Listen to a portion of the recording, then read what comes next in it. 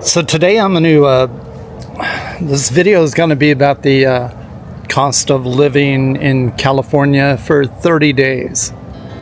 Our hearts beat to the city streets. We began to feel the fire. And these are all just, these are my cost. A couple of these are averages that I pulled off the internet, off the AI, and but they're pretty realistic, and well, they are realistic. Some of them are real. Anyway, so the first item on here that I wanted to go over is food. So I just had lunch and at a little Thai restaurant. Nothing fancy, nothing really nice, but the food's good there. And so at that Thai restaurant, my bill was right at $21, for lunch. And so, hello. And so I've been spending right at $30 per day to eat out. And now, if you're cooking at home or whatever, you could cut that back. But for me, I try to, on this video, I try to compare it to the similar lifestyle that I would be living outside the U.S. So anyway. So $900 per month for food if you're going to be eating out, and that's not at nice restaurants. That's fast food, mom and pop restaurants, that kind of thing. And then, so rent, the average one-bedroom apartment in the Central Valley area. We're in Sacramento.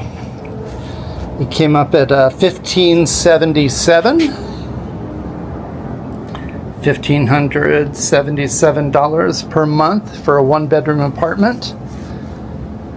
Average electric bill is $149. Just kind of showing you these decorations here.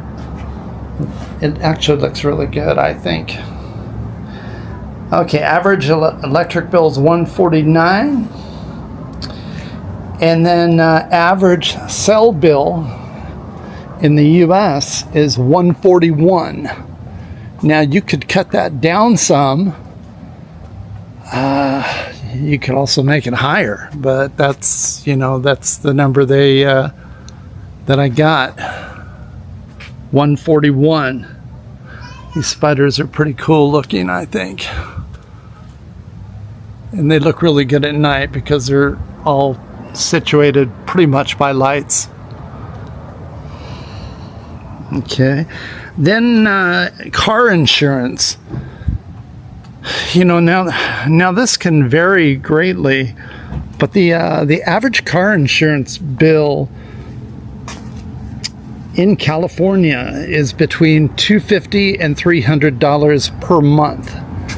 Now that can vary. It depends on your age, depends on your driving record. It depends if the car is a convertible, it can be more.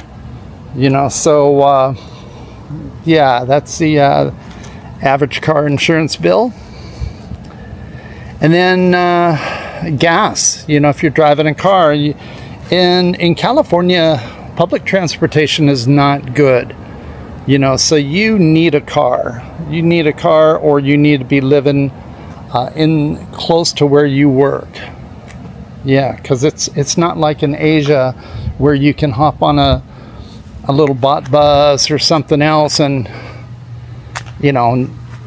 for a cheap price. You've got to have a car. So I always average roughly about $200 per month for gasoline. And so, and when you add all these up, it comes out to $32.13. Now, keep in mind that, if you have to have a car here, well, a lot of people have car payments. And so whatever your car payment is going to be, if you're going to have a car payment, you have to add that on to this $32.13. And, for me, I prefer not to have any car payment. I don't have any credit card payments. It's just a better way to get ahead. A lot of people will have a car payment. They get the car paid off, and what do? 2 weeks later, they go out and they buy a new car with a new car payment because they're in that habit. Same thing with credit cards.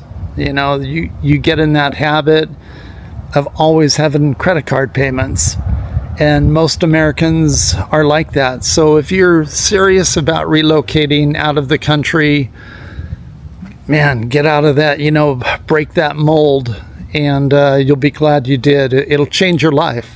It'll change your lifestyle. Just because when you have those credit card payments with that interest, and when you have that car payment, it's like you're just throwing money out the window, basically. And you've probably have, at least for myself, I started that when I was about 17 years old, I guess. Yeah. So anyway, if I take those,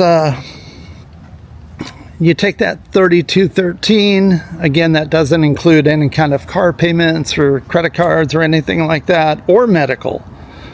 So no car payment, no health insurance, no entertainment, no travel, all that stuff. And then I added on 20%, because most people are gonna be paying 20% or more in their taxes. So I took that $32.13, added 20% for taxes. It comes out to $38.55. Now $38.55, and again, this doesn't include any of those other items that I mentioned, so I guess if you want to, get by in $38.55, for most people, their Social Security is not going to be that high. And, but if you decide to go to Southeast Asia, well, then, you can get by in about $2,000 a month easily. So that's what I get by on. And every month I'm able to save money, so it's gosh, my lifestyle is so much better. I'm able to eat out every day. I don't have to worry about anything as far as bills go. I don't have a house payment when I'm in the Philippines, so I don't have rent. So usually my monthly expenses are closer to $1,500, if that. So yeah, and I've lived on as low as about $1,000 a month. So it just depends, if you're living like a local, how often you're eating out, what you're blowing money on. If you're a huge drinker and you're going to be going out to the bars and stuff, well, those numbers are going to go up higher. But when I compare, when I'm here in California, and I'm just here for a couple months, I look at it, I think this applies to most people that are at the retirement age. For a lot of people, you have a choice. You either keep working a part-time job, keep working a full-time job, then when you're hoping that you get the higher, retirement income, So you keep working, but the problem with that is, for most people, your health changes, over time. So if you can retire at 60 or 62, somewhere in there, and still have the ambition to travel and stuff, well then, for me, it's a good alternative. Otherwise, gosh, I don't know, I might be standing at Walmart or still having to work part-time, doing something. A lot of, you see, over here, you see a lot of older people. They're working at Starbucks, they're working at coffee shops, they're still working. And it's not by choice usually. And, and then if these prices that I quoted, this is, Sacramento's a lot cheaper than, let's say, San Francisco or the Bay Area.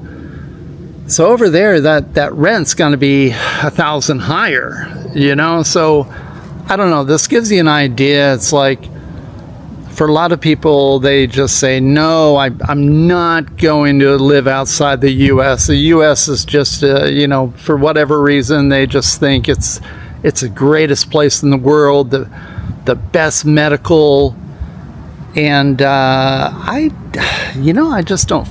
I love the U.S., but I don't want to keep working until I die.